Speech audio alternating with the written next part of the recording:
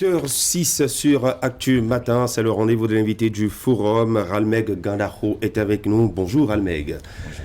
Bienvenue, vous êtes président du conseil d'administration de l'ONG Changement Social Bénin, membre de l'initiative Laissez-moi choisir en 2021. Je vous reçois en compagnie de Hakimi Seydou Ouseni. Alors, vous êtes un certain nombre d'organisations de la société civile, au total 10, à vous mettre ensemble autour de cette initiative Laissez-moi choisir. Et là, vous vous lancez dans le débat sur le parrainage, alors que vous n'êtes pas acteur politique. Alors, on se pose la question de savoir qu'est-ce que vous allez chercher là?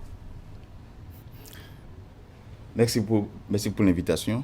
Et je crois que les citoyens, parallèlement aux droits reconnus aux acteurs politiques dans la Constitution d'animer la vie politique, les citoyens ont aussi des droits civils et politiques, dont celui de choisir, dont celui de décider de qui va les gouverner. Donc, c'est pas qu'est-ce qu'on va chercher là. Et c'est beaucoup plus qu'est-ce qui nous démange dans ce moment. Voilà. Et ce qui nous démange dans ce moment, c'est le défaut de perspective d'alternance en l'état actuel des tests, si on devait les appliquer. C'est juste ça. Et quand on dit nous, c'est pas en réalité nous aussi, parce que si vous voyez bien LMC 21, nous ne sommes plus 10, nous sommes 11. Depuis le début, il y a un autre réseau qui a rejoint l'initiative. Donc, c'est juste une remontée d'audience citoyenne. On n'est pas dans une logique, disons, de cause convenue, partagée, et puis non. Alors, vous parlez de remontée de doléances citoyennes. Oui, cette doléance, c'est quoi? C'est le choix. Les citoyens se rendent compte dans la réalité et qu'il n'y a pas de perspective d'alternance en 2021. Alors même que nous sommes dans un État démocratique et au plus haut niveau, le serment a été prêté et les moyens sont à disposition pour assurer et renforcer la démocratie.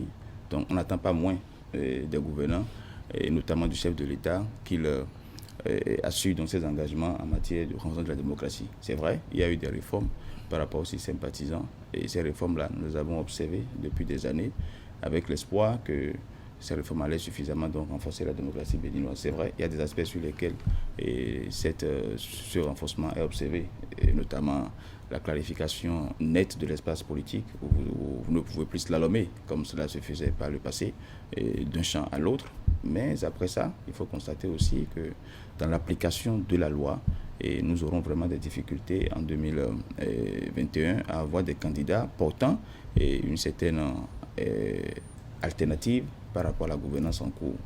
Vous convenez qu'en démocratie, c'est essentiel à une échéance de choix présidentiel que les citoyens aient la perspective d'alternance, toutes choses garantissant donc une alternative à la gouvernance en cours. Quand vous dites « laissez-moi choisir 2021 », qui empêche qui de choisir?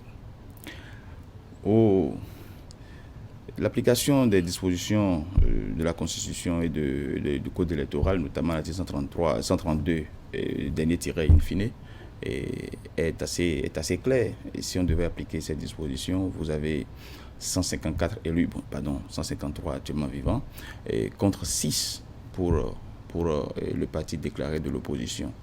Et au-delà du parti déclaré de l'opposition, la Constitution n'a jamais fermé la voie à d'autres acteurs en fait, de prétendre au fauteuil présidentiel. Ce qui veut dire en fait que les institutions du parrainage en l'état ne permettent pas en réalité des candidatures pouvant garantir une perspective d'alternance. Donc ce que vous demandez, vous, en ce moment, c'est la question du parrainage. Mais oui, nous avons demandé vraiment que d'urgence le parrainage soit supprimé parce que ça empêche vraiment d'avoir de la démocratie. Encore une fois, nous, on n'est pas dans un procès d'intention et de préjugés. Nous avons laissé vraiment la loi produire ses effets, les lois produisent leurs effets.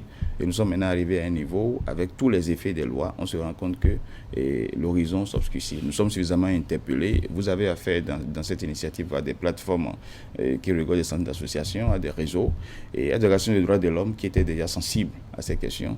Et l'un dans l'autre, on a assez d'interpellations à notre niveau.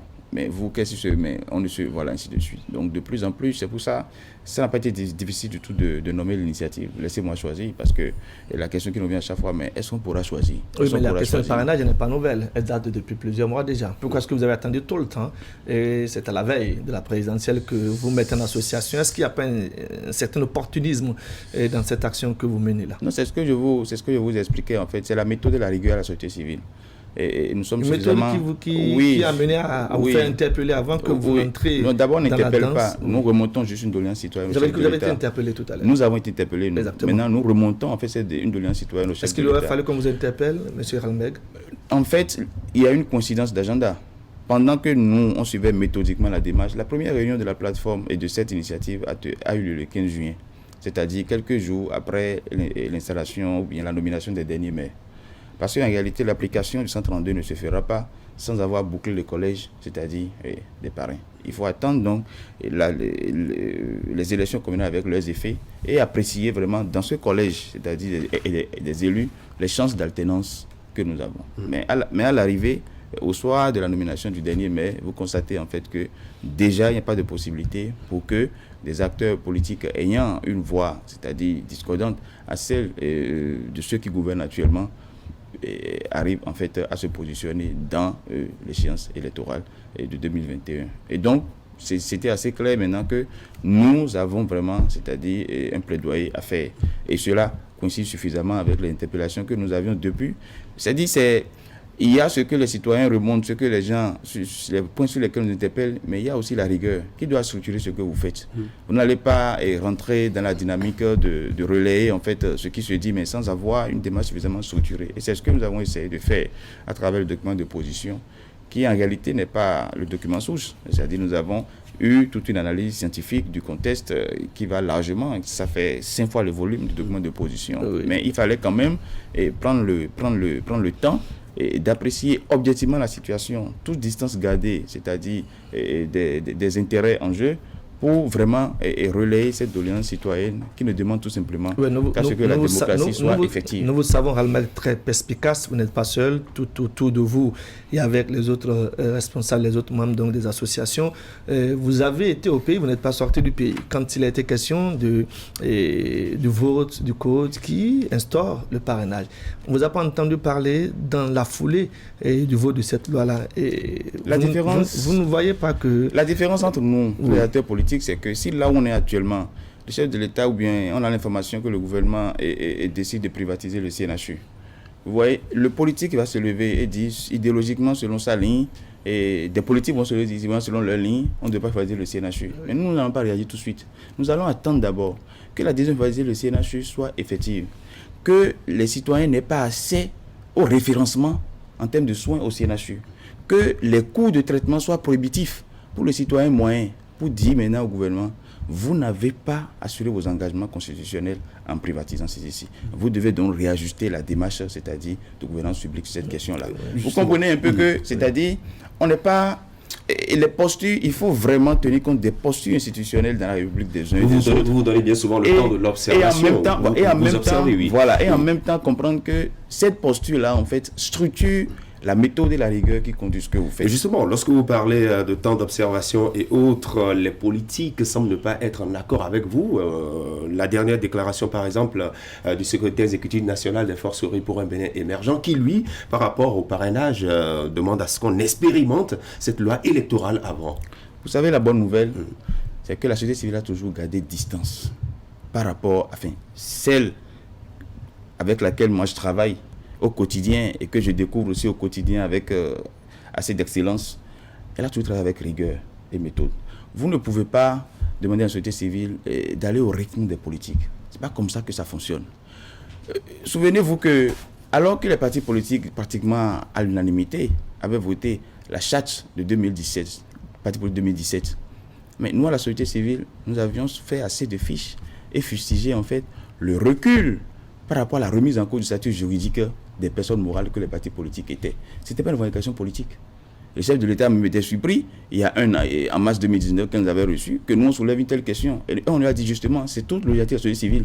Là où les politiques même peuvent aller au compromis ou aux compromissions, nous restons suffisamment sur les principes qui structure notre présence dans la République.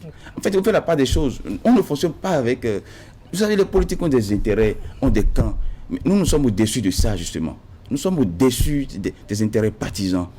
Les principes et rien que les principes. Et nous-mêmes, la société civile, nous sommes astreints aussi, c'est-à-dire à des outils internationaux qui structurent notre mission, en fait, de redevabilité, de veille citoyenne, tout ça, ainsi de suite. Nous avons une réduction de comptes par rapport à ce que nous faisons. Donc, il faut beaucoup faire attention, c'est-à-dire aux postures institutionnelles des uns et des autres dans la République. C'est très important. Tout de suite, on a tout fait de mélanger, en fait, les postures. Et pendant que nous y sommes, laissez-moi choisir 2021. Comment ça se fait, comment ça se passe sur le terrain? Quelles sont vos cibles et comment est-ce que vous comptez vous y prendre? Ce n'est pas vos cibles. Nous n'avons qu'une seule cible, le chef de l'État.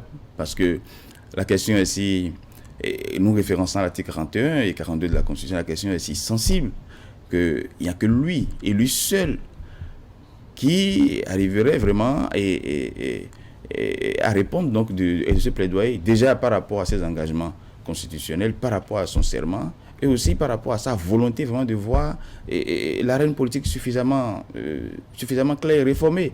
Vous voyez un peu ce que je dis. C'est pas, vous nous voyez retourner vers des parlementaires qui, à 100%, c'est-à-dire, on produit ce résultat.